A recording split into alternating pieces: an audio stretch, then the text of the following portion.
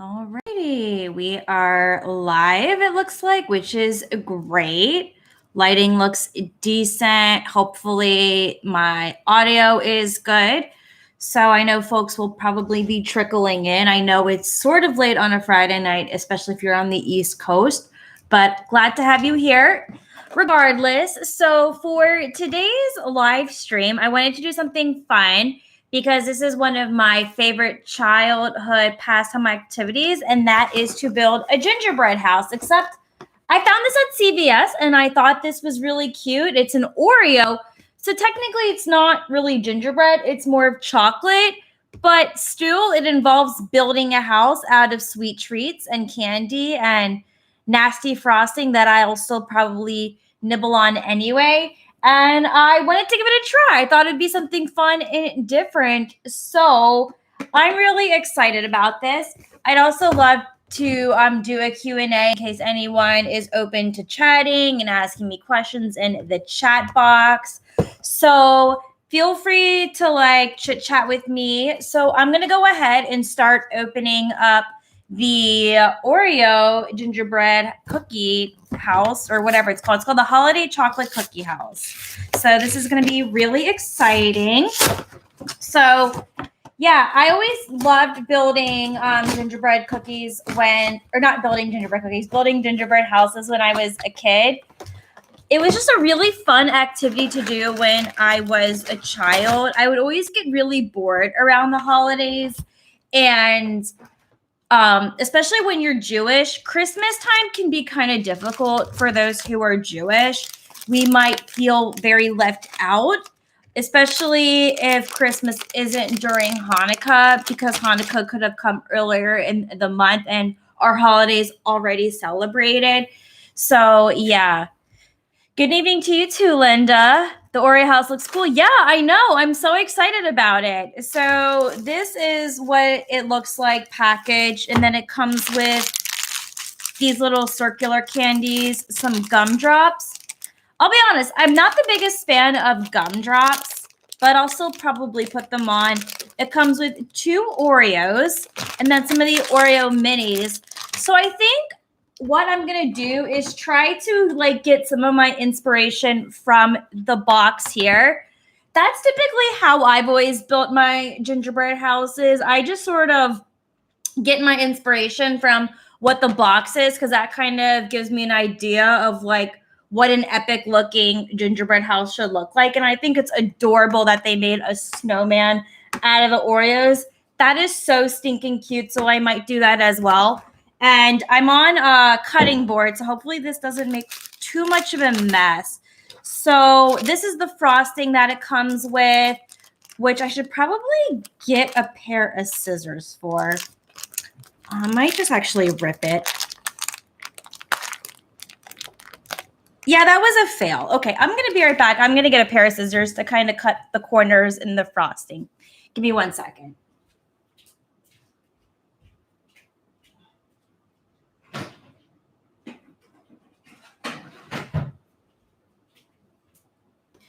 Okie dokie, and we are back.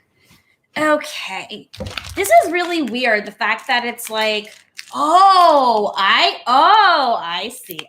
Okay, so I'm gonna go into the corner here.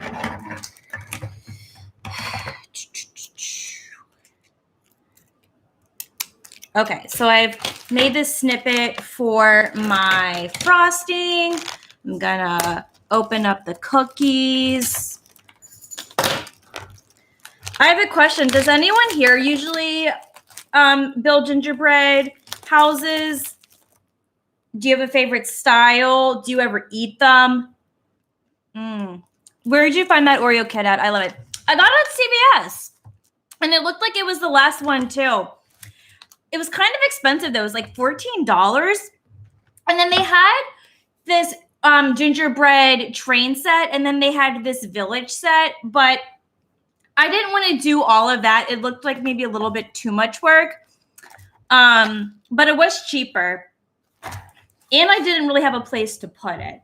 Okay, I took a little nibble on the, I guess on the the gingerbread pieces, and it's pretty good. Okay, so these look like these are the roofs. So I guess what I will do, maybe I will go ahead and glue the roofs first, and that way it can like sit down and I can let that dry. So I'm going to tilt my camera so you can kind of see what I'm doing. I'm sorry if it's like my chest. I know that's not the most flattering angle, but I want you to actually like see me build it. So that looks super weird. Like it doesn't really connect. Maybe if I switch it around. I mean, that looks a little better. It's still not really perfect, but okay, whatever. Let's try.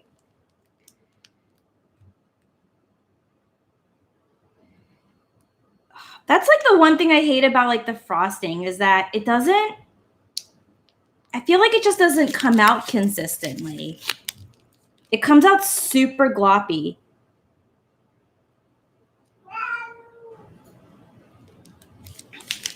Do you want to be a part of this, Elsa? Meow. It never fails with Elsa meowing every time I'm filming or recording. She always has to make her presence known. Okay. So that is that. Let's taste the frosting really quick. Oh, wow. That pretty much does taste like the Oreo frosting, but way creamier. Okay. I need to find a way to gently, okay, it's breaking, to gently scoot this over. Okay. So now I'm going to take the front of the house. Technically, I guess, or wait, maybe this is the back of the house. You know what? I think this is the back of the house. Because according to the picture, you don't see the chimney part. So this is the front of the house. And I guess what I'm going to go ahead and do is glue the sides here like that. So let's see how I'm going to do this. They should include some Oreo seed as you go along so you don't have to nosh on the finished product. I agree. That would be pretty dope. Because knowing me, I will definitely nosh on the finished product. That is so me. I actually have a really funny story. I don't think my friend Kaylin is in the chat right now. But I have a funny story from when I was a kid, and this is so bad because I just had a problem. I had really bad self-control when I was a child. Didn't have the best manners. So my friend Kaylin, she celebrates Christmas. Her family, they're Catholics, I believe. And so, and that film. Okay. And so they celebrate Christmas. And so they built a gingerbread house together, right? And they just left it sitting. And typically gingerbread houses go pretty stale when you let them sit out. And so whenever I would go over to my friend's house during that time and they had the gingerbread house out, my fat, rude ass would start breaking off pieces of their gingerbread house and eating it. Like, I was terrible. I like wish she was here so we could like laugh about that together. I don't even know if she remembers that, but I definitely took off little tiny pieces of their gingerbread house and started eating it, and it was just stale as fuck. And I like just didn't care. I was a horrible child, y'all. I had a lot of problems, just put it that way. And that's just what caused me to just have these really terrible, impulsive decisions. Okay, so I don't know if you can see it, but I got this first side glued on. And now I'm going to go ahead and do the other side. And I'm going to let that sit because I really don't want it to fall apart before I put the back piece on. Okay.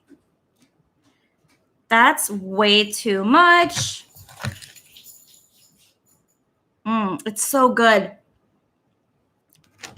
All right, we got the side number 2. But yeah, so one thing that I wanted to go back to earlier, though, when I talked about like being Jewish during the holidays and how this is like a tough time. So I will start off by saying that I absolutely love Christmas, okay? You can call me a Christmas loving Jew because I think a Christmas is a very beautiful holiday.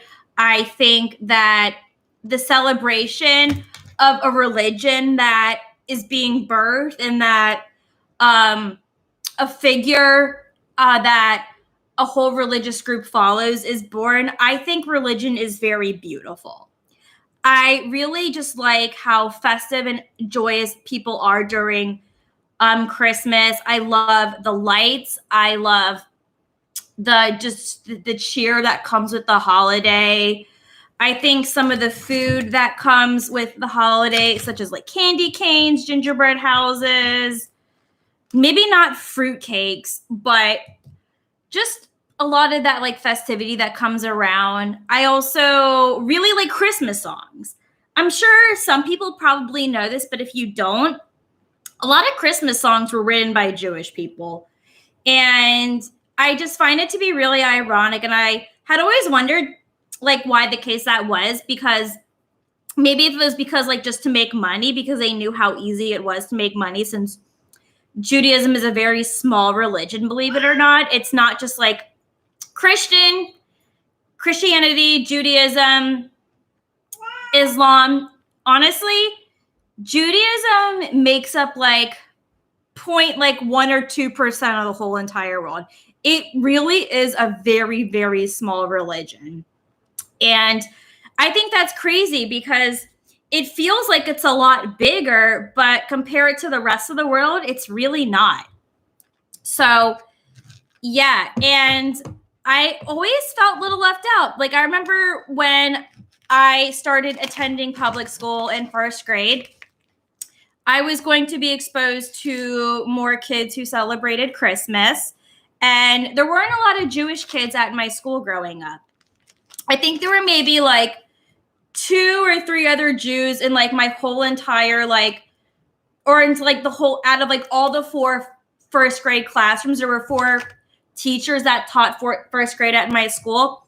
And I think out of those all 4 classes, there was like a total of like 3 Jewish kids, which is a little uncomforting. And it definitely makes you feel left out, because before that, I went to Jewish private schools. I went to a Jewish preschool that was actually run by the Chabad in Richmond. And then for kindergarten, I went to an all Jewish private school. And then my mom put me in public school. And I never understood like why she made the transition. Maybe it was just to save money because public school is free. So I'm going to assume that's what it was.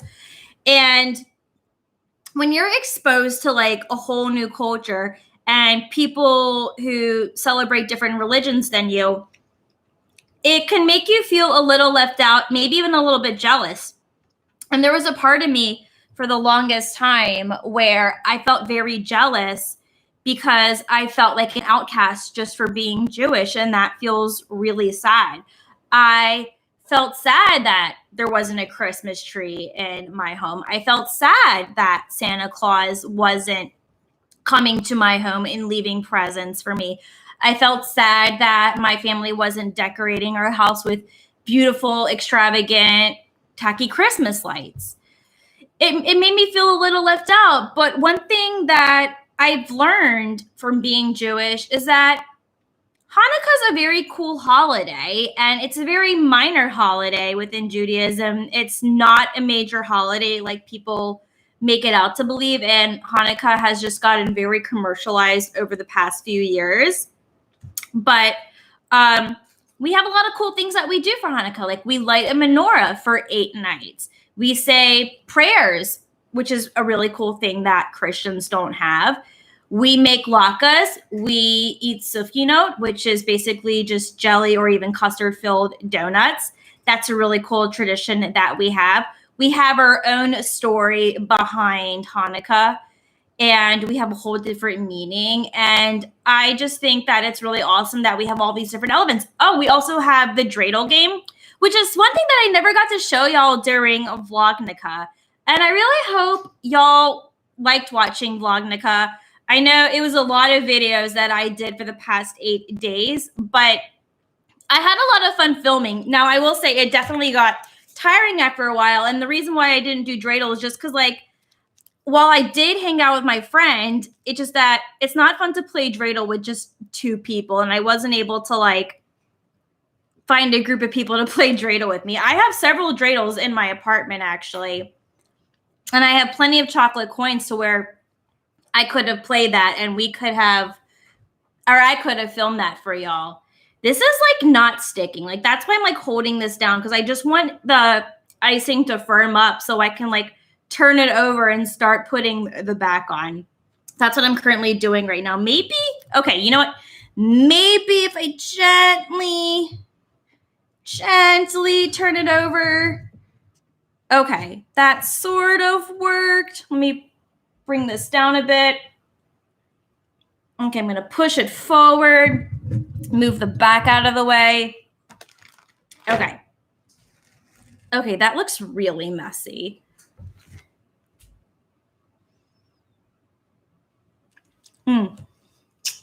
Okay. That looks a little better, except not really.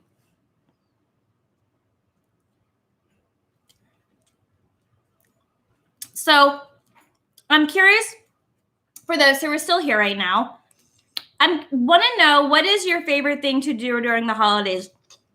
What holidays do y'all celebrate? Do you not celebrate holidays? Do you have a favorite tradition that you like to do?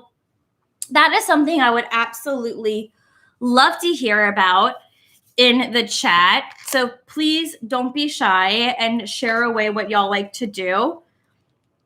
Because I want us to be able to talk and be able to talk about like the holiday time and like what we do together. Alrighty, so now I'm going and trying to glue the back. I feel like this is going to be the hardest part. We'll see.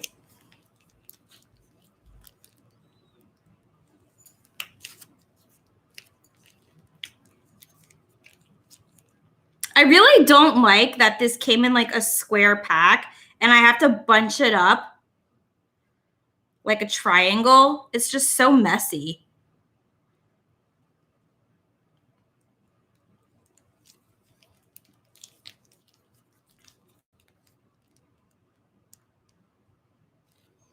Let's see.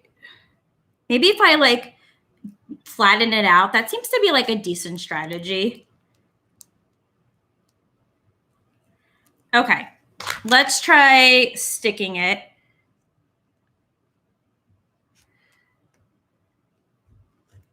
It's not even like the right. This is so weird. It's like not even. Oh my God, everything's falling apart. You know what I just realized? I totally did this wrong. I stuck the walls on the outside. Okay.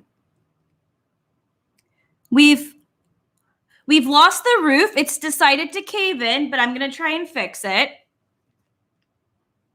You would think for somebody who's been making gingerbread houses almost every single year would have the techniques down.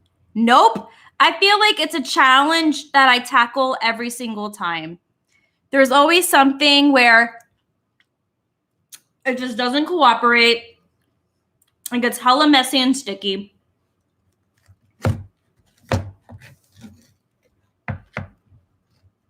All right, I'm going to try to re-glue this so my roof does not cave in again.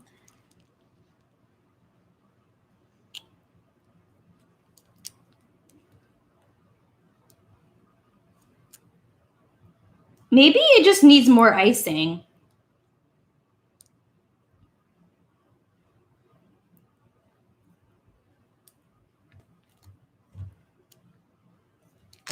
Okay. This is scary.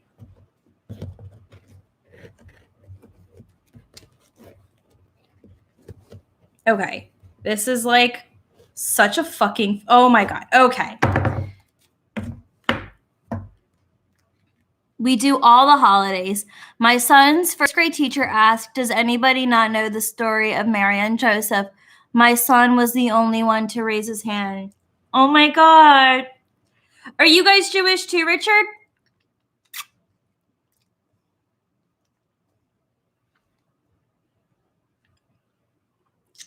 I'm really also surprised that your teacher asked about like the story of Mary and Joseph. I feel like that's kind of a very deep topic to talk about to first graders, if anything. Like, I believe that religions should, like, learning about different religions in public school should totally be a thing. I fully believe in educating your kids of what other families do and how other families and people celebrate different religions.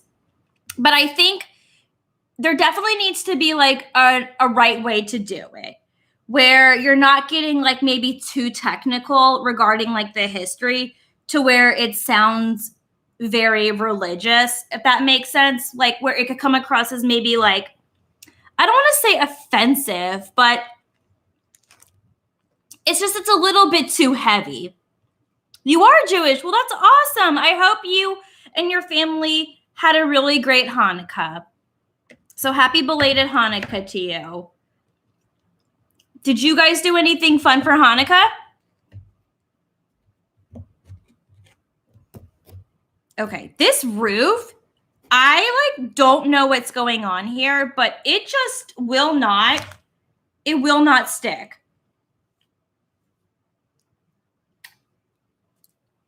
This is just messy and it's heavy. And I feel like the box is just misleading me. Unless if, oh, you know what it looks like in the picture? The roof kind of goes a little bit over. Maybe that's what I need to do. Okay, let's try that. Let me fix these walls.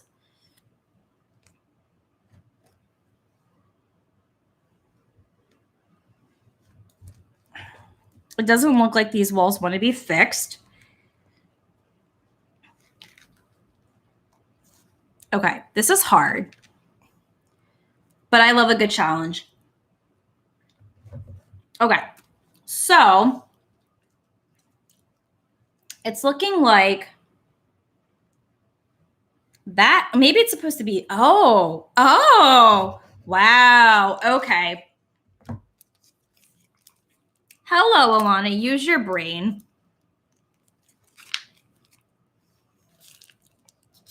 Stupid icing.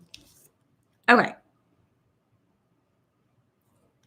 So a little update on my ADHD medication. I know in my last live stream, I opened up a lot about my mental health. And I talked about how my medication was just not helping me. So I just switched to a new medication. And I do think that it's working a little bit. I just think the dosage is just not strong enough. But I'm going to stick with it for the whole month to go ahead and see how it helps. And if my body doesn't adjust, then we're going to up my dosage so I can function and talk better as a human. Just candles. Also, wife made a brisket and we made potato latkes together. I love that. I also made some latkes during Hanukkah. Funny enough, I'd actually never made latkes before, and I was really happy that I did it with one of my friends, Hannah, which is oh my God, I cannot talk. Which was part of one of my Vlognica series, and that was fun. I think it definitely was easier that I didn't do it alone, because I think that would have taken forever. So it was nice to have help with that. But we had really fun. And it turned out really good. And that's coming from someone who hates cooking and thinks that she's a terrible cook. So I was definitely pretty pleased with how it ended.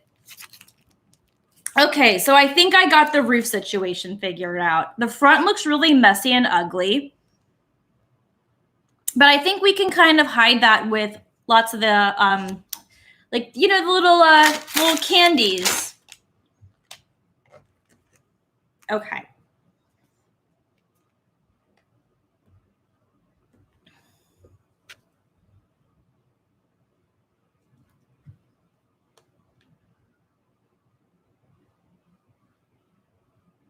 The one thing I don't get though, okay, I'm going to try to turn this around without this falling over. So the back, it has this chimney, right? And the other side does not have this. So I don't know how I'm supposed to do. Oh, but that looks so uneven. And you know what? It doesn't need to be perfect. I don't know why I'm like being so hard on myself with this. Okay, I'm gonna try to hold that together, and then I'm gonna try to reseal the top here. Okay, up.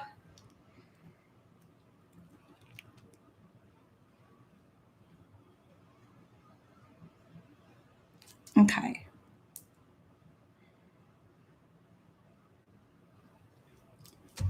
I'm gonna get a knife. I really need a knife.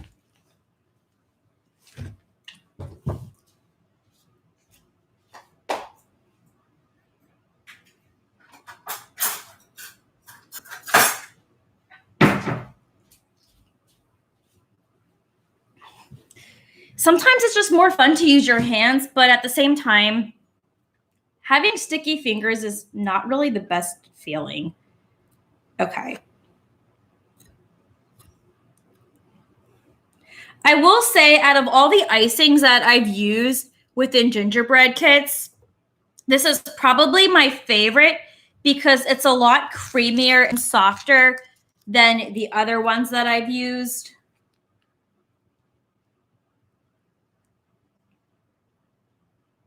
It just spreads better. Like, it doesn't taste stale like a lot of those kits do. I don't know if anyone knows what I mean, but if anyone does build gingerbread houses, you'll know what I mean. With a lot of the icing is just stale and gross. This is like really creamy. Okay. All right.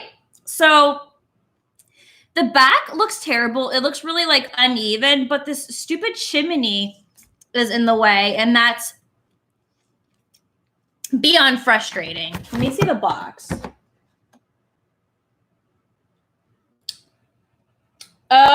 Oh, you're supposed to break the chimney off. Oh my fucking God. Okay.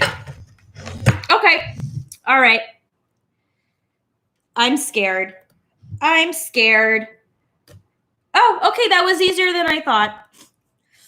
I was so scared that whole thing was going to fall apart. All right. So I'm going to reseal this with icing.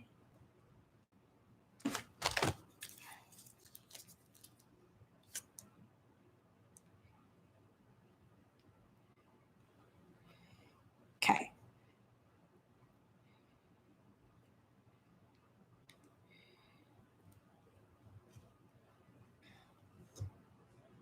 Okay. I mean, is it the prettiest? No. It's starting to come together just a teeny tiny bit.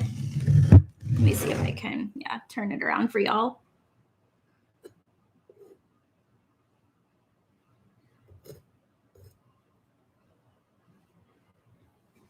Okay.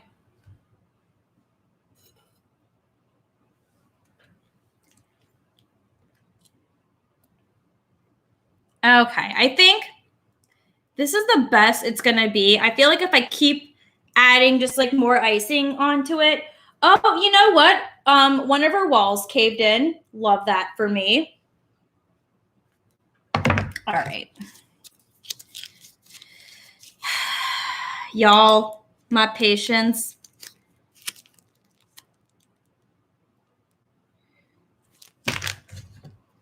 All right. I'm still surprised that it's still together here. Okay, I'm gonna spread this out so this sticks.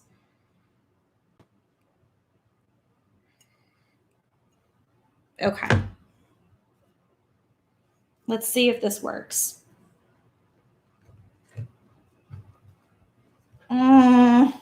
Means I have to lift up the roof again, which is irritating as fuck. Okay. Okay, I'm going to try to push that together. If it will just stand up. Okay. Stay. Please just stay together. Okay.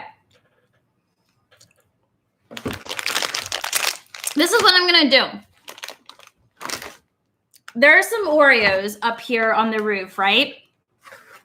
I wonder if I like stick some Oreos up here, then maybe that might hold it together. We'll see. So I'm going to open up these Oreo minis. I'm going to be really tempted to not eat them. But let's be real, I'm probably going to just eat them the second I'm done making these.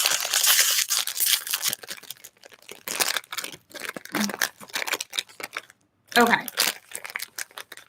So it looks like there's 4 on top. So we're going to just kind of stick them on there.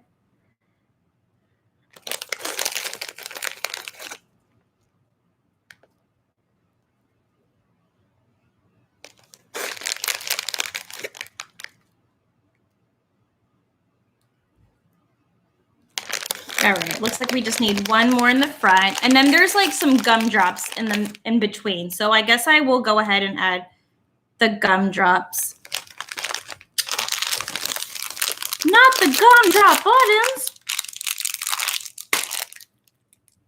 Lol, I loved Shrek, y'all. That was like one of my favorite animated cartoons growing up.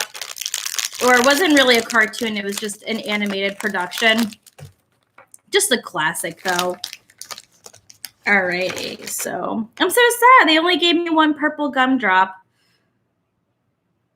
Okay. And put them in between the Oreos.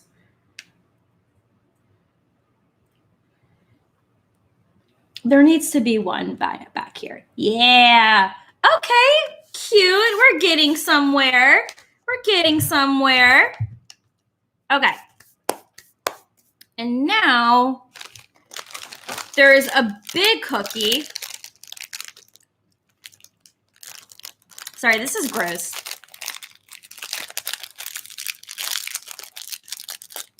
I'm going to attempt to put the chimney on here.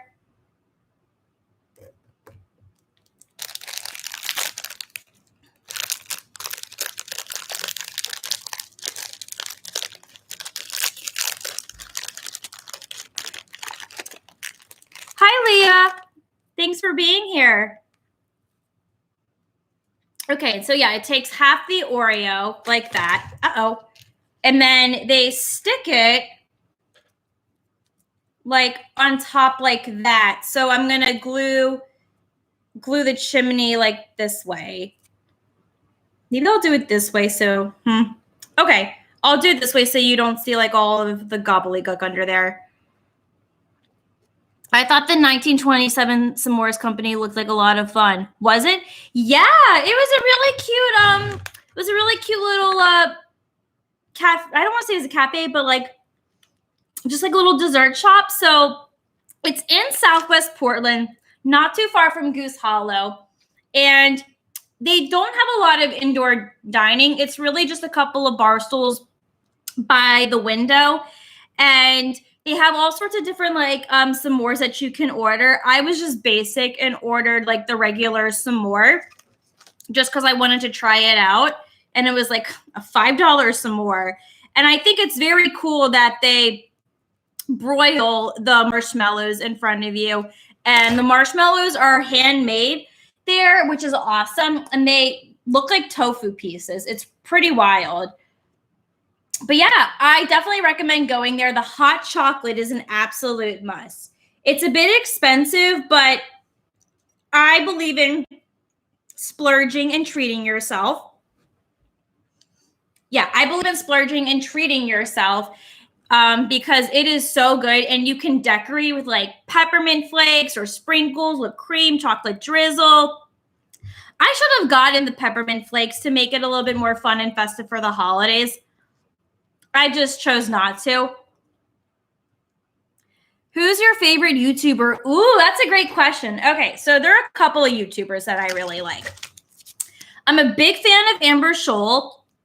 A lot of people who follow me on this channel know that I really like Amber Scholl a lot.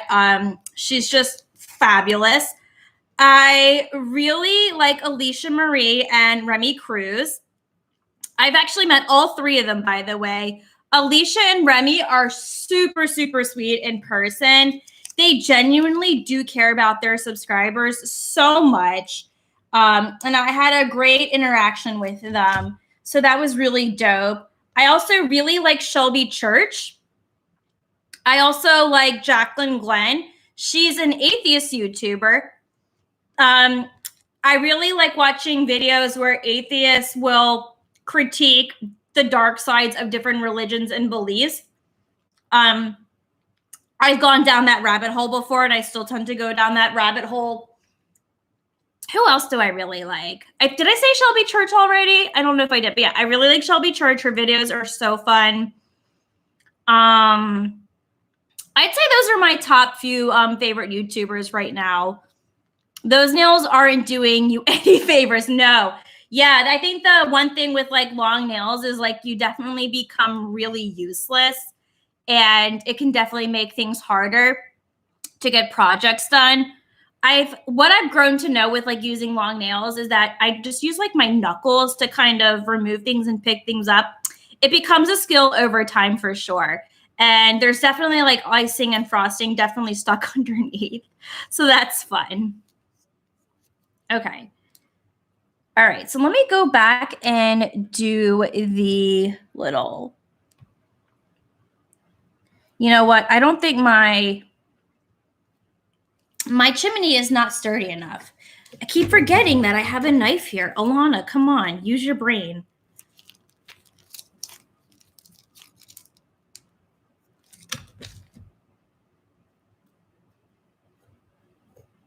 I'm also gonna flatten this out too. I also wonder, like, I didn't do a good job breaking off the chimney. So that could be another reason as to why this isn't sticking. Okay, let's try that again.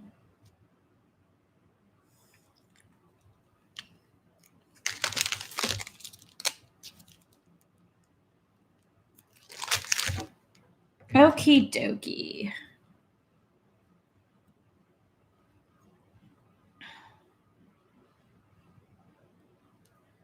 Okay, let's stick that back on. Okay, that looks a lot better. I'm going to let that cool off or dry off, and I'm going to start decorating like the shingles right here.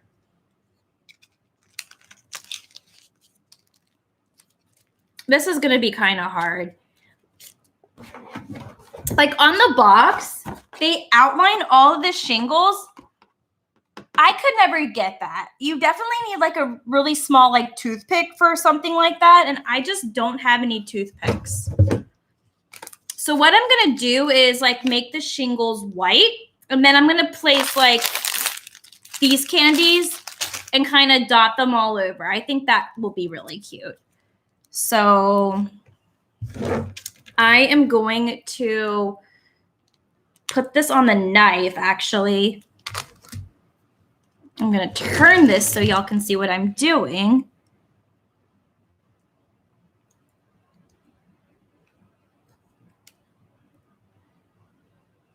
Okay.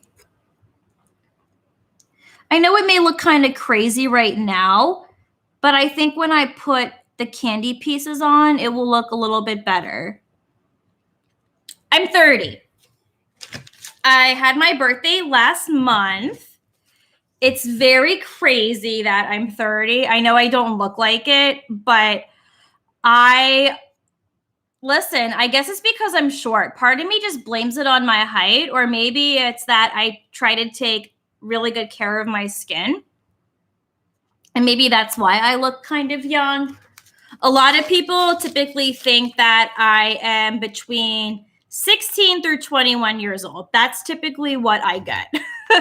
And then when I tell them I'm 30, they're like, oh, what? No, you're not. And I'm like, yeah, I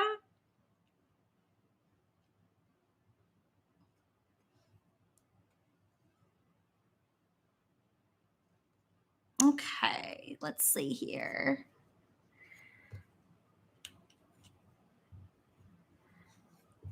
All right. I feel like that might be good. Do you have any New Year's Eve plans? Oh, gosh. Right now, I do not. I would like to. New Year's Eve is that one holiday. Hang on 1 second. Sorry. So New Year's Eve is that one holiday that gives me so much anxiety because I'm trying to find plans, right? So for me, I've always tried to find something last minute. And I think one of the reasons as to why I struggle with New Year's Eve plans on different years is because I am never really around where my friends are. And the friends that I am around will have their own separate plans. And I'm not going to, okay, this is not working. And they already have like their own separate plans. And I just can't like invite myself. But what I will say, I think my friend Hannah, who is kind of like in the same boat where we're still kind of newish to Portland, it's still pretty hard to like make friends. I mean, I've made friends and I've hung out with people, and I'm grateful for the people that I'm hanging out with, and I've found some people that I'm consistently hanging out with. So who knows? Maybe that will change. But yeah, I don't have any plans yet. Do you have any plans for New Year's?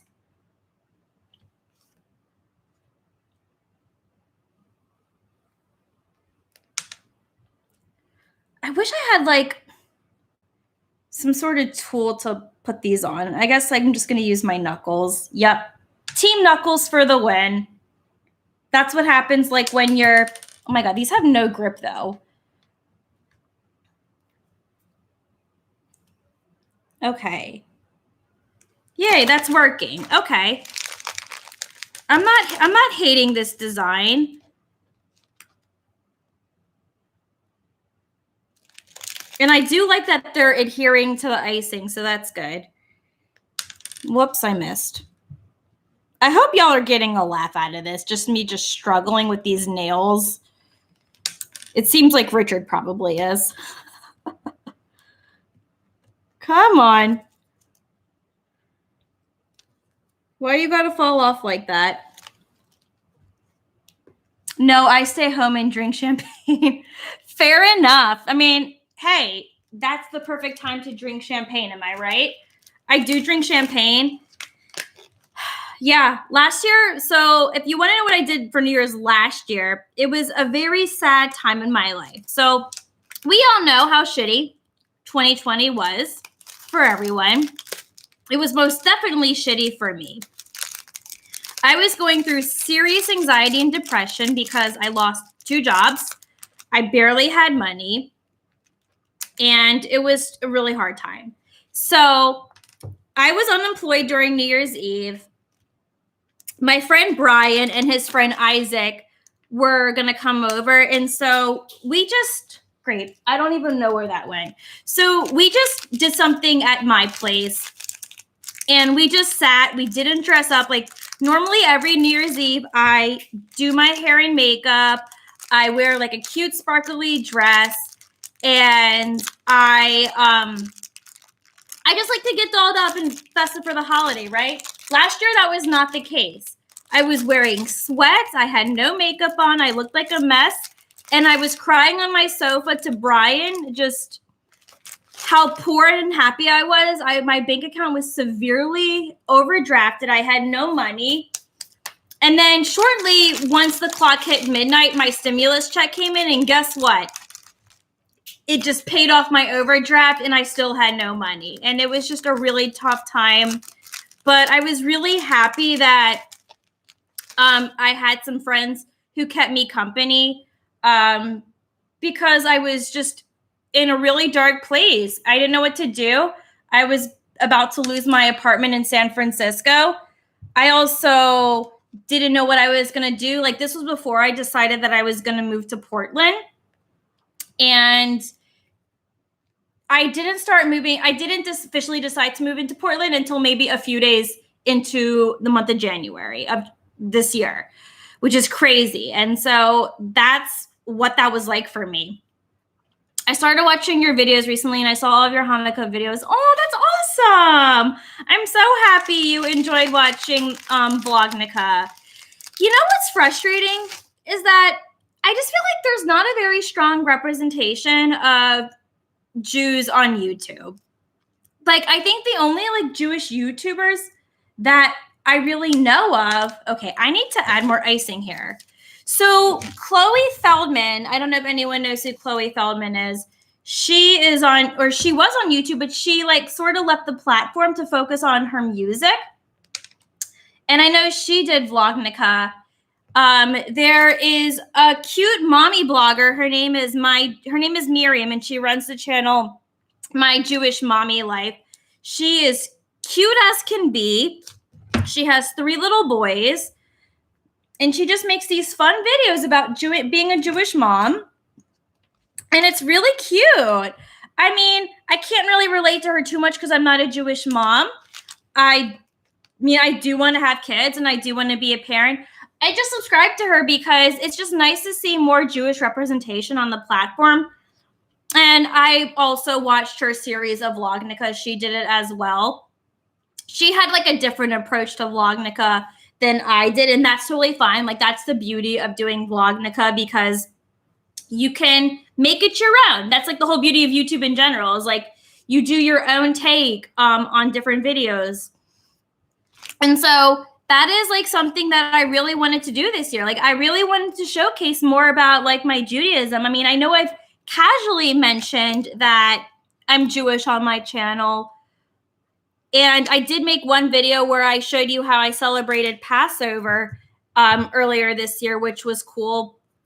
But I just wanted to do something fun and different because, like I said, there's just not enough representation of Jews on YouTube, and nobody like does Vlogmas like Hanukkah style, which is why it's called Vlognica, and it's shorter than Vlogmas because Vlogmas is when you vlog from December 1st to December 25th.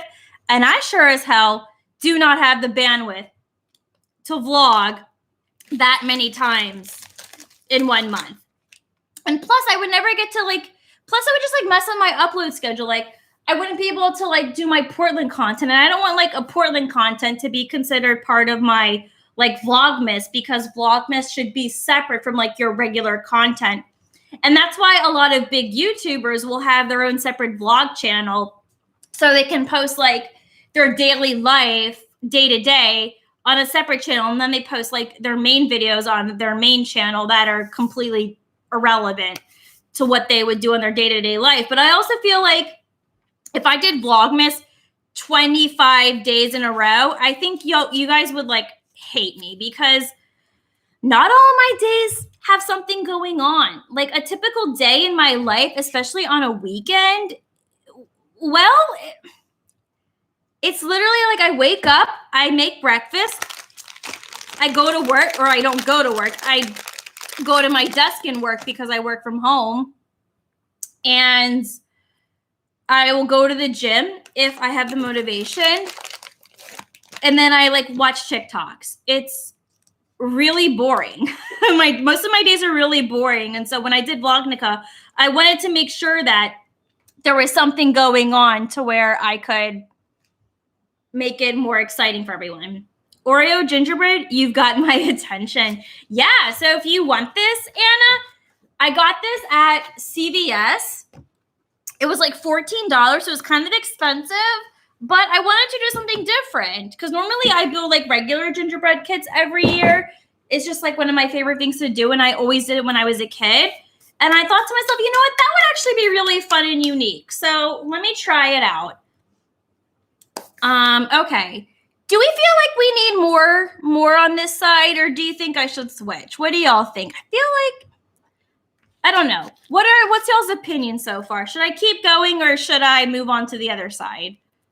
Because I do want to add one thing down here that just looks a little bland. When you moved to Portland, how did you meet new people? Yeah, so that's a great question. Okay, so one thing that was really helpful is the fact that I did live. Okay, let me back up. So I moved to Portland end of January of this year, and it was a little hard for me to meet people at first. I did have a roommate who I met off a Facebook housing group. She was a little bit younger than me, and she was so sweet. And I think she left Portland earlier this fall. Like, she moved because I know she was interested in going to law school in Montana. And the only people that I really met, like, were her friends, but I never, like, really hung out with them. But I would hang out with my roommate. Like, we would sometimes go and get margaritas together. And then, honestly, the other times where I was meeting people were, like, guys, because I was going on dates. I was trying to date in Portland. And then I would say I didn't really start meeting people until I moved into my building. So I live in an apartment complex, and it definitely has like a really good community. And so something that's really fun about my apartment is that they do a lot of fun events for the residents. They maybe do like 3 events a month. And so over the summer, one of the events that they did was a wine and painting class. And you had to RSVP for it, but it was totally free.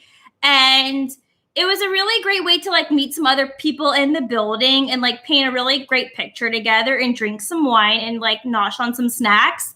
And I met a couple of people who sat near me. And so after the event, we all went to this bar that's like 2 blocks away from me. And it's called The Library. Yeah, it's kind of funny. That's the name. But yeah, it's called The Library, and we all got like fried greasy food and beers afterwards, and it was a really good time, and we all exchanged numbers at the end. And now we have like a little group chat that we have going on, and whenever we want to do something, we text it to the group chat. So that was a really great way to meet people. Another way that I met some folks. So back in September, I did this haunted pub crawl thing in Portland. I just wanted to do something fun for spooky season. And so I paid a lot of money for this event. It was not worth the money, but it's because of all the beer that you get with it. And so there was this couple who was there, and a lot of their friends came in from, I think it was South Dakota? I think it was South Dakota. And they were there to celebrate this girl's birthday. And so I was there alone. I was supposed to go with a friend. And this was a friend that I actually knew already. I've known them since high school. And they bailed on me, sadly, and they couldn't do this event.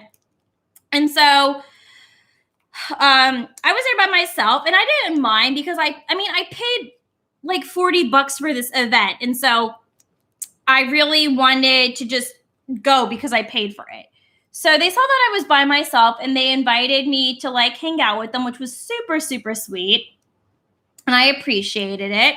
And so a lot of them were from out of town in South Dakota, but the couple lives in Vancouver, Washington, which is like 20 to 30 minutes outside of Portland. So not too far. I'm actually hanging out with them tomorrow night, which is it's just gonna be really fun. We're gonna have game night. And so I kept in touch with them. Like, I exchanged numbers. And then I think 2 weeks later, we went to a pumpkin patch and we did a bunch of fall shit together. And that was so fun. It was just a really wholesome day.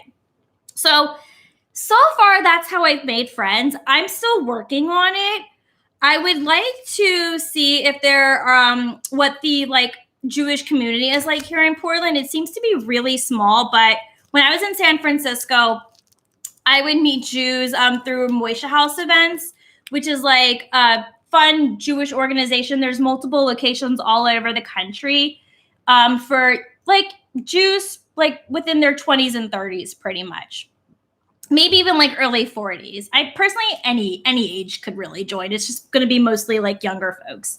And so I would like to see what Portland's Moishe House is like. make some more Jewish friends. I think that would be really good for me as well, because having Jewish community is important. Most of my friends are actually not Jewish, but I still very much want to have more Jewish friends in my life because that is important to me. Sorry, that was a very like long-winded answer, but I hope it answers your question. Never too much icing. Yeah, fair enough, right? I probably need more icing so I can get these little candy balls to stick. Were you on Musical.ly? No, I never used Musical.ly. I am on TikTok. I'm not as consistent as I like to be on TikTok, but I am on it. There was this one app, though, that I used that was very similar to TikTok, and I wasn't on it for very long because the people on there were, like, kids, and they were really fucking rude and mean. Like, that app was toxic, but it was called Vigo, and the only reason I did it is because I was getting paid to actually post videos on the app. Like, I think I got, like, $1,000 from using it. And then once I started making videos, I just got like a bunch of hate and negative comments from teenagers. And like, of course, they're fucking teenagers. Like, I'm not going to argue with teenagers, but it just got to the point where I'm like, okay, you know what? This probably is not the right app for me just because these are like 11-year-olds that are attacking me. I don't have time for this. Can I just say I'm loving your LinkedIn post lately and everyone should check it out? Oh, I appreciate that. Yeah. So for what Anna is referring to, I have like a really different kind of platform on LinkedIn. So you can follow me on LinkedIn. I ask that my subscribers don't connect with me on LinkedIn, but you can definitely follow me on LinkedIn just because I want to set some boundaries, if that makes sense, because I do use that for like my professional networking purposes. So that's my only request, but you can certainly follow without connecting. Anyway, I post a lot of job search advice to candidates, and I'm very opinionated. And most people who know me and subscribe to my channel, y'all know that, homegirl, I got a lot to say, right? And there's a lot of really bad job search advice out there that's really harmful to candidates. And so my job that I'm doing on LinkedIn is debunking a lot of the trash and lies that you've probably been taught by career coaches who have never had a background in recruiting. They've never worked in HR. They probably never worked at a career services organization before. And even some career organizations have very like outdated information. Like, my biggest pet peeve that I cannot stress enough is that the ATS will auto reject your resume and it will kick you out for like weird things on your resume, or it screens out for keywords. That's a bullshit myth. It's not true. A human is rejecting your resume, not some made out bots. And that really pisses me off. And that's kind of what sparked me to want to start making these kinds of posts on LinkedIn where I'm like really just super fucking opinionated. Oh my God. I don't even want to know how many candy balls are on my floor right now. So, oh my fucking God. I'm trying to use my knuckles. It's hard with this angle. I really just wish I had like some, no, you're not going to fall to the ground. You're going to stick. Come on. Fucking blue balls, man. Okay. Stay. I think the biggest myth is that there's automated software out there that auto rejects resumes without exactly. Yeah. That is the biggest myth. It's not true. You've been lied to. I made a video, in case anyone's interested, of some of the biggest lies that career coaches and resume writers have taught you. I think we've all kind of been taught and spoon-fed a lot of like lies, saying like, you have to do it this way or you're not going to get hired. You got to do things that way or you're going to get hired. Your resume needs to have this. Your resume needs to have that. Are you writing your cover letters? Fuck cover letters. You don't need to write a cover letter. Any job that I'm applying to, if it requires a cover letter, I say, nope, not bothering. I don't care if the company is really cool. I'm not going to bother. Just because cover letter writing is just a huge waste of time. Now, if you really do want to work for that company and it requires a cover letter, you do you. By all means, you do you. But I'm not going to spend my time writing a cover letter. It's just not required because there are so many things that I can talk about that could have been on a cover letter on a first round call with a recruiter or a hiring manager. So yeah, that's my 2 cents on that. But yeah, feel free to follow me on LinkedIn as I try to do 2 posts a week on there regarding my opinion on certain things.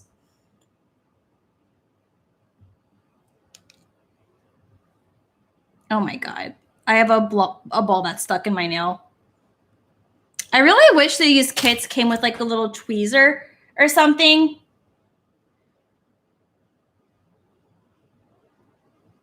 Okay. I think I need, there's no color on this. This is not turning out as cute and pretty as I wanted it to be. But you know what? I'm having fun. I hope y'all are having fun too, and y'all are just laughing at me struggle while I drop all these candy balls on my floor, hoping my cat doesn't chase after them. Because let's be real, this is a great cat toy. Let's see. We need more color over here. There we go. Okay. So there's that side. I stuck 2 Oreos. Got a couple of gumdrops. All right. So now this is going to be, let me see. I might have to turn my computer. Are you going to eat that Oreo house? I would. Yeah, I'll probably eat bits and pieces of it. Just because it's a lot of sugar, right? And I've already gained so much weight. I do not need to be gaining any more weight. But yeah, I'm going to try and do bits and pieces of it for sure. Okay, so I'm going to stick this half Oreo top over here. It kind of broke, but I'm going to fix it together.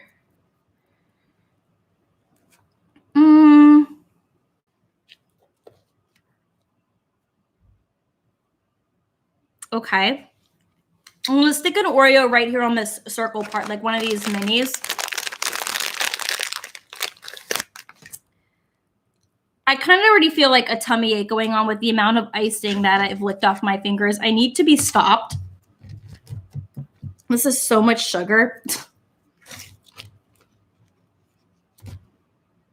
I also need to figure out where I'm going to put this gingerbread. I might put it on my top shelf above my sofa, if anything. Okay. There we go. Okay. In the picture, it has the candy balls circling around the Oreo. There's hella no way I'm going to be able to make that happen. I just don't trust myself, especially with these nails. I mean, let me see. Let me see if I can get just one. Nope. Okay. Come on, Knuckles, do your thing.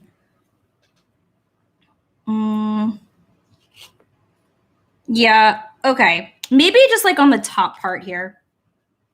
I'm going to try.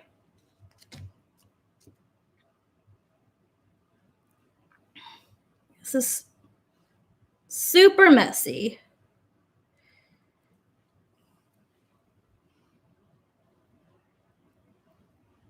At least the knife helps a little bit, so that's something.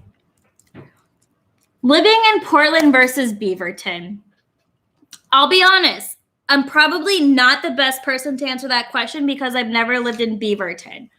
But from what I hear, it is cheaper to live in Beaverton than it is to live in Portland, since Beaverton is a suburb outside of Portland. It's also where Nike headquarters is. Fun fact for anyone that cares about that. But yeah, it's definitely going to be cheaper, especially if you like suburb life compared to city life. Then maybe you'll really like Beaverton. I personally wouldn't live in Beaverton just because like there's going to be a lot of places where you're going to need a car. Now there is like our bus lines do, God damn it, our bus lines do go into Beaverton, but only a few of them. Same with our Max trains, but it takes you into like limited areas.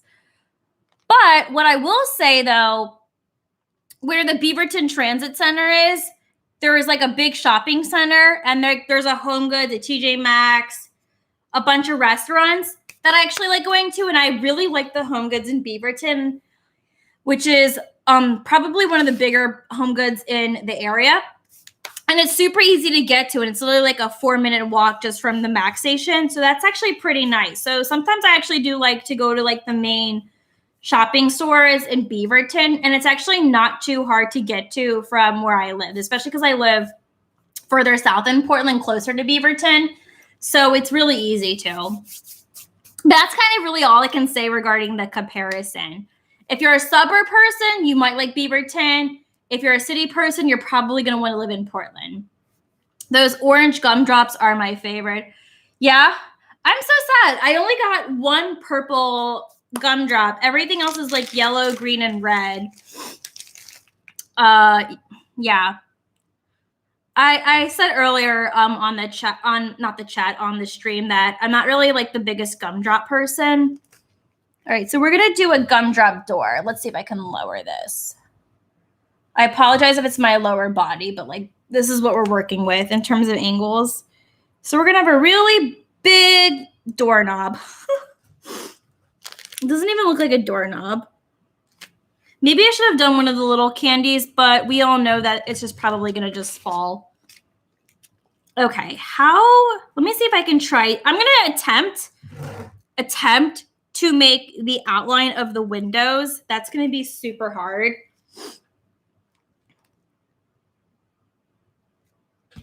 Okay, let's see.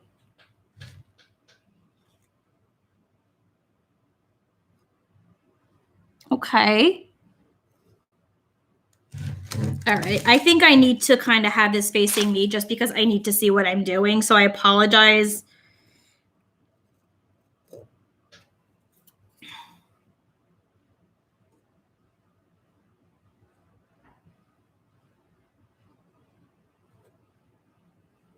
Okay. This is not spreading. Thanks. Gonna explore neighborhoods in January for a new job. Oh, congratulations. That's really exciting. What are you going to be doing for your new job?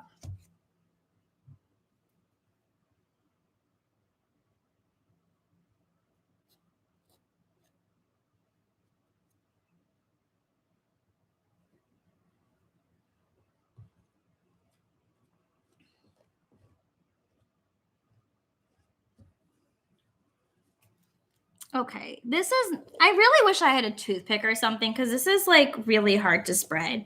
That's like the secret on how they make this look so clean. I don't know the meaning of being neat when it comes to arts and crafts and cooking. So we're just going to be sloppy.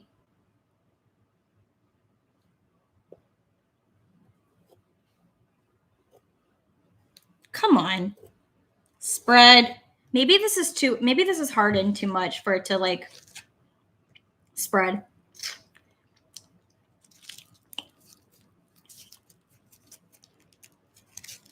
Okay, come on.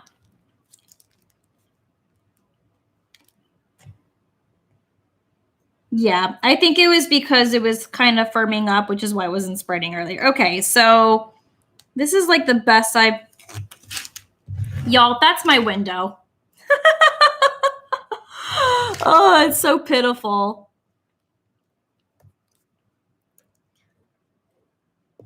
All right, let's see. I'm going to try to get the line.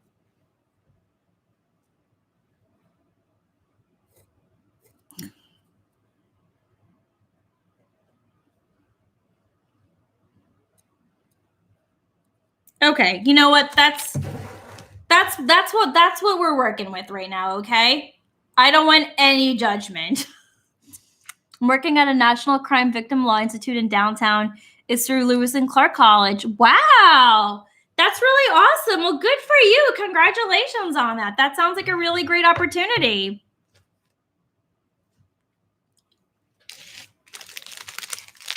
Okay, so you know what I'm going to do? On the box, if you look at the window, they use the gumdrops as like shutters. I think that's really cute. So I'm going to attempt that with these yellow gumdrops that I have.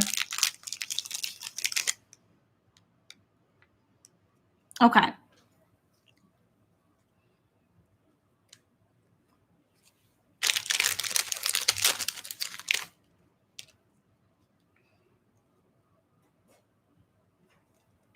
Okay, there we go.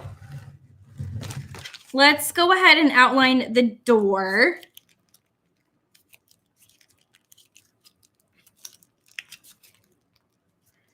Alrighty.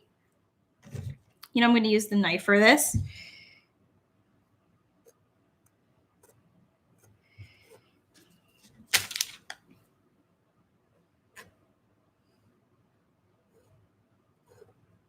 Come on, let's spread.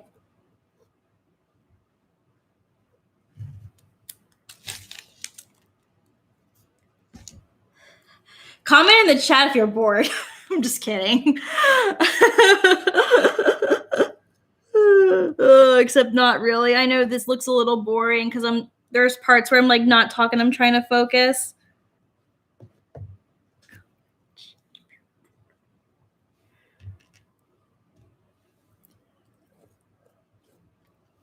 No, don't fall. Not the gumdrop buttons. Don't fall. Okay, you know what? That's the best we're going to do with the door. Okay, now let's do the other window. Okie dokie. I'm going to have this face me for a second, and then I'm going to show you what it looks like when it's iced up.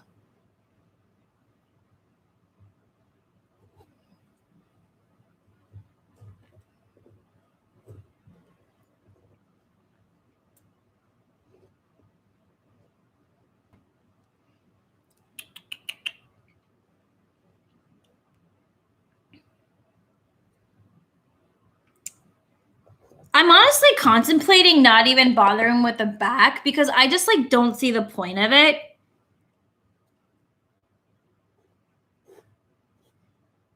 Maybe I might just cover like the whole back with just like white icing. I think that's what I might do. I'm not going to get technical with it.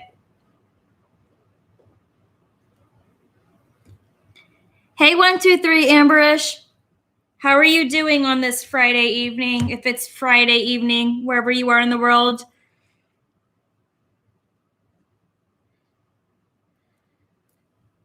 Come on.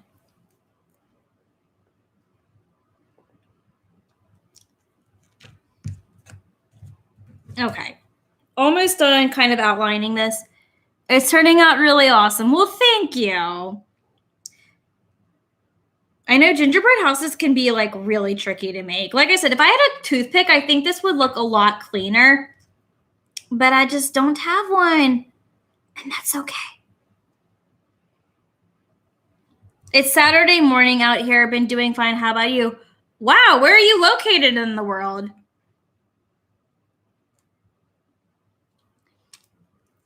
I'm doing fantastic, by the way.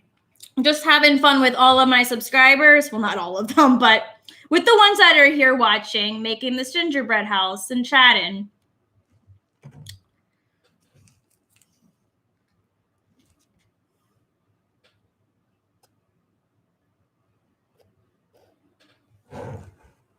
How about I make a guess? Okay. Let's see. I'm going to assume you're either somewhere in Asia, Africa, or Australia. Am I correct with one of those three continents / country, since Australia is also a country?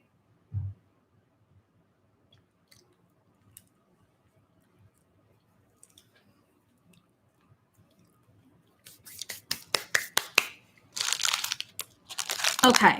All right. Now I'm going to do the shutters. Oh, let me show you the window outline. So that is the window. You're right. It's Asia. Okay. Let's see. Maybe India? I tend to get a lot of Indian subscribers.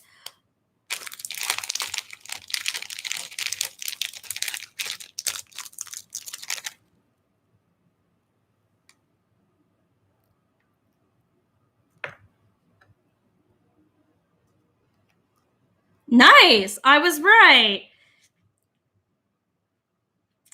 Well, thank you for being here from India. I'm glad to have you. Right on the money. Yeah, I get a lot of folks from India who really like my channel, which is really cool. It's really cool that people from other countries besides the US come to my channel and they find me and they still get value out of my content some way, somehow. So that means a lot that people from other countries come here. But yeah, I do see it in my analytics that a lot of my viewers are from India, which is really cool. I've always wanted to go to India. I've heard it's such like a beautiful country. Like the culture is so beautiful.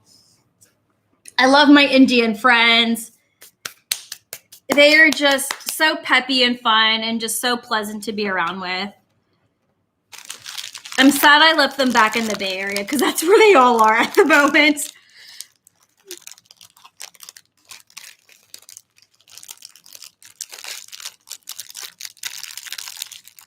Alrighty, so I think what I might try to do, I'm gonna put some of these little candy balls, maybe like up here on the roof,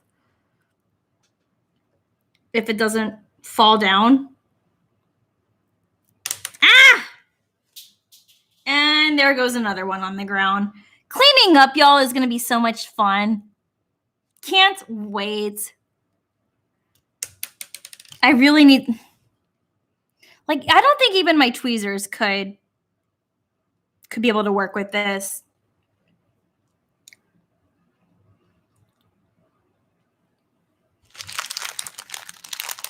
Yep, it's absolutely beautiful out here and extremely varied. People, culture, language. Very nice. I'm curious to know, what's the weather like there right now? Is it hot? Is it cold? I don't really know how India is like in the winter. Because as I said, I've never been. I hope I get to visit too someday. Yeah, I would love to go.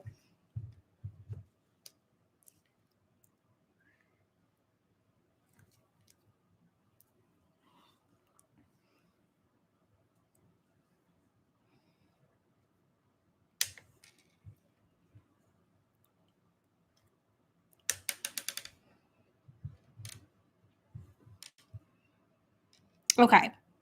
I'm starting to lose my patience with these fucking candy balls. They're getting stuck in my nails. They're just not sticking. Half of them have just fallen on my ground. Okay. So that's what we're working with. Let's see where I can put this other piece of Oreo. Okay.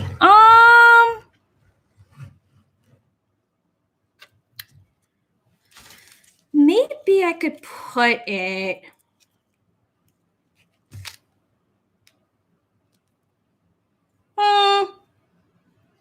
You know, I'll put it on the side here. I'm going to put it on the back. Northern part, so the northern part and the ground in the Himalayas is quite cold.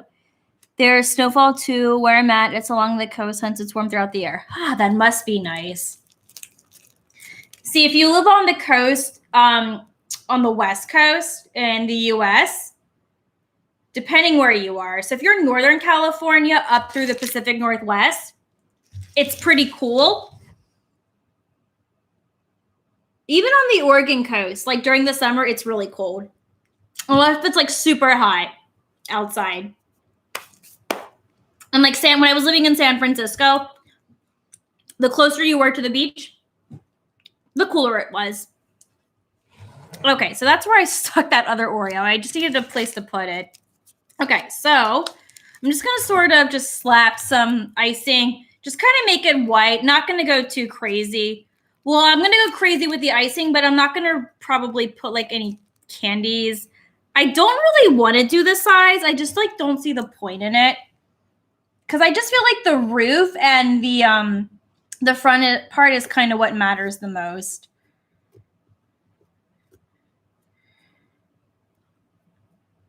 Maybe if I back this up, yeah, so you can see what I'm doing.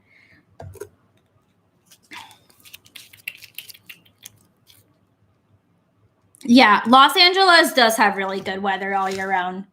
You are correct about that.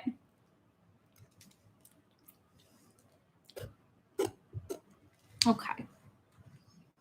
I'm like looking in the viewfinder to see like what I'm doing. No, don't fall.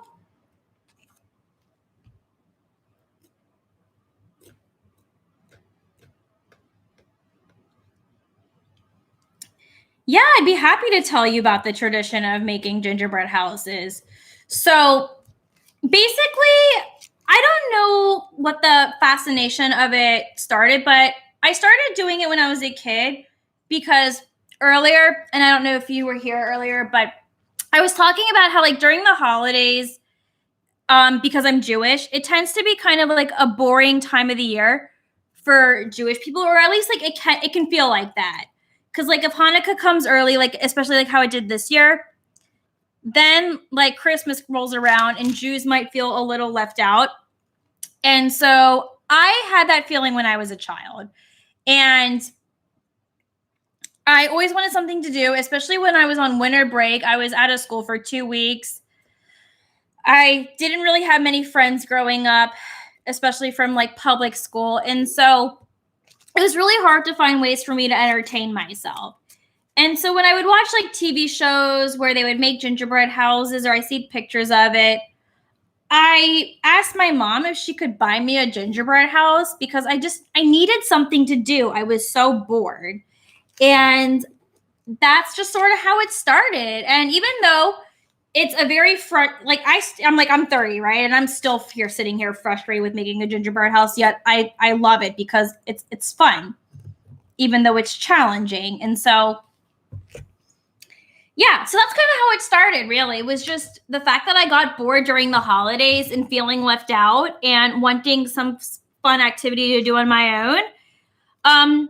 There have been some years where I haven't done it. I think I did it 2 years ago, if I remember, where I made a gingerbread house. I know I didn't do it last year, but it's really great. It's just it's just like one of my favorite things to do during the holidays. Because I really do like Christmas a lot, even though I'm Jewish. And it just kind of makes me feel somewhat included.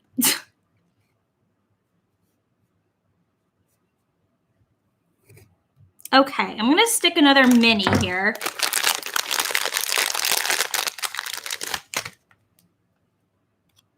Okay, so that's kind of how I did the back. We're just going to keep it kind of bland. Actually, no, you know what? No, it needs some color. Let's just kind of stick something on the windows here. Oh no, don't fall. Okay. Let's keep it consistent with the green windows. Okay, come on. And then we'll do like red. Okay, come on. Keep dropping and plopping stuff. Last gumdrop. I will put it right here. Okay. All right. I need to do something about these annoying colored balls because I have still so many left over.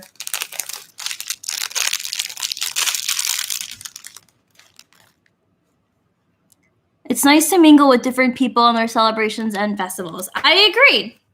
I absolutely agree. I was saying earlier that I think religion, let me lift this up a little bit. I think religion is a very beautiful thing. I think culture is beautiful. I think celebrations are beautiful. And I think it's a great way to learn from each other and to celebrate someone's culture and holidays and to learn more about it. it definitely makes me happy when like my Christian friends are really excited about the fact that I'm Jewish and they want to like do some sort of like holiday tradition with me. And I'm more than happy to go ahead and do that. I think that's really important to show them and let them in on stuff because I think it's important to be exposed to other religions. And I also think it's important for Jews to come out of their bubble and celebrate with their non-Jewish friends. I've definitely celebrated Christmas with my Jewish friends before. I've even gone to church with some of my Christian friends before. And listen, I didn't have a bad time. I mean, yeah, like there may have been like some feelings of discomfort because I didn't know what was like going on. And I don't follow Jesus. He's not like my Lord and Savior because Jews don't follow Jesus. Like we don't have a Messiah. And so, but listen, I did enjoy the service. It definitely like put me in like Christian shoes on like why Christians really enjoy going to church because the service was very peaceful and calming. I think it was like only an hour long. It wasn't too long. I was pretty engaged because I didn't really know what was going on. And so I would keep asking my friends and be like, hey, what's going on? What's going on? Now what's happening? Now what's happening? Jewish person here. I've been going to church with friends and it was really fun and rewarding. Plus I'm spending Christmas with friends. I love that. Good for you. That's really amazing. And you know, while we're on this topic, so a girl in the chat, she asked me like who one of my favorite YouTubers is, and I said Jacqueline Glenn. And so Jacqueline Glenn is an atheist, and a lot of the times on her channel, she will call out some problematic values that Christians or other religions may have. So there is a YouTuber couple. Their names are Paul and Morgan Aligas, and but they go by Paul and Morgan on their channel. They're conservative Christians, and so recently they've become friends with Jacqueline, and they visited Jacqueline in Nashville. That's where her and her husband live, and her husband's actually Jewish, and she's an atheist. And so they spent the night with Jacqueline, even though Jacqueline's made so many like videos critiquing and bashing them, she was willing to like meet up with them and talk about their differences and come together. And they made 2 videos, one on her channel, one on their channel, where they talked about like marriage. And then people also had issues with Jacqueline being friends with Paul and Morgan because Paul and Morgan, they do have views where they're like against gay marriage, or they've said some things that can be really harmful and problematic. And Jacqueline believes that, listen, I know people are going to have their thoughts and opinions of me hanging out with these people, but I want to let you know that it's okay to be friends with people who have different opinions and political beliefs than you. And I can understand why some people may not want to be friends with others. Like I would definitely not be friends with someone who is very anti-Semitic because I would just not feel safe around that person. Simple. But if someone has a viewpoint where they say, I think abortion's wrong, I don't believe in that, I'm pro-life, cool, fine, whatever. We can still be friends because of that.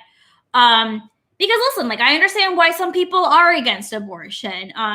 Like it is what it is, right? Like something like that's not going to force me to not want to be friends with somebody. But I know, like, yeah, they've said some hurtful things towards people of the LGBTQIA plus community. And I know there were some gay folks and other members, part of the community, who had problems with Jacqueline hanging out with them. And, you know, it's definitely like a tough thing. You know, it's your choice at the end of the day who you want to be friends with. I think some people who have, like, especially with religion can be a huge influence on our views and our beliefs. And I think some people are just simply more misguided and informed. Like, not everyone, I think, no, okay, I want to be really careful with what I say here, but I do think there's a difference between being just very, very misguided and then just being downright hateful. I think that's the best way that I can put it. Like, you can be hateful and ignorant, but you could also be ignorant and still be a nice person who just doesn't know how to understand. And that is like, and like, I think it's important to learn and grow.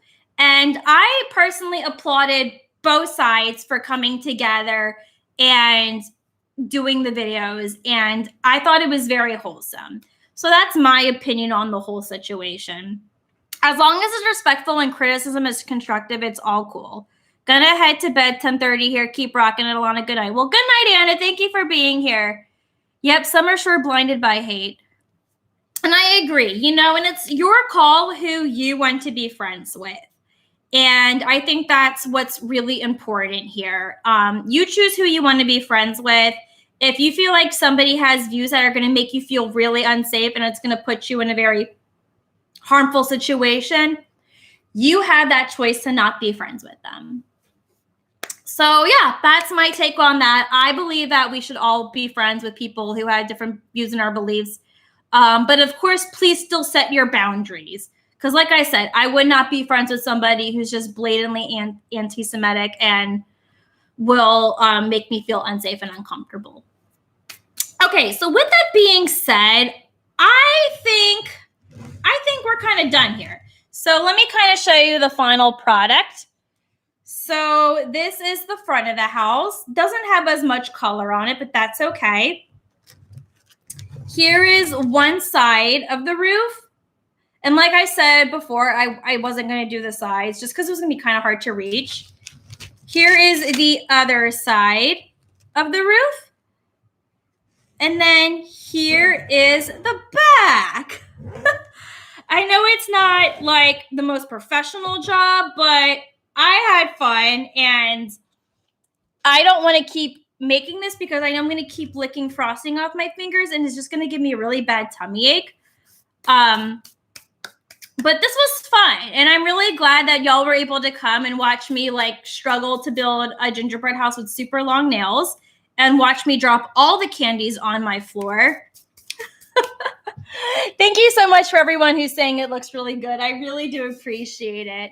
And I really do appreciate everyone in the chat for engaging and talking to me on a Friday night. I know it's kind of late depending on where you are. I know it's morning time for folks in India, but still, thank you for starting your morning with me. I really do appreciate it. With that being said, we are an hour and a half over, or it's been an hour and a half with this stream. Typically, I only stream for an hour, but this was really fun, and I'm so happy I got to do this with y'all. So on Monday, I will be back with Portland content. So get excited for that. There will be, I'm going to try and post a bonus Friday video next week. And then I honestly don't think I'm going to be able to get a video up on the 20th just because I have my surgery next Friday. And there's just hella no way I'm going to be able to make a video with my healing going on. So I will try to get it up on Friday. It just really depends. If I have enough time to like edit 3 videos before my surgery and get it all uploaded on YouTube, it will be there. And I will let y'all know in the community tab if I can make that happen. But I don't want to make any promises. Good luck on your surgery. Thank you so much. I really appreciate it. I appreciate that so much. Other than that, I just want to say I hope everyone has a good night, a good morning, good afternoon, wherever you are in the world. And I will see you on Monday with a brand new video, y'all. Good night.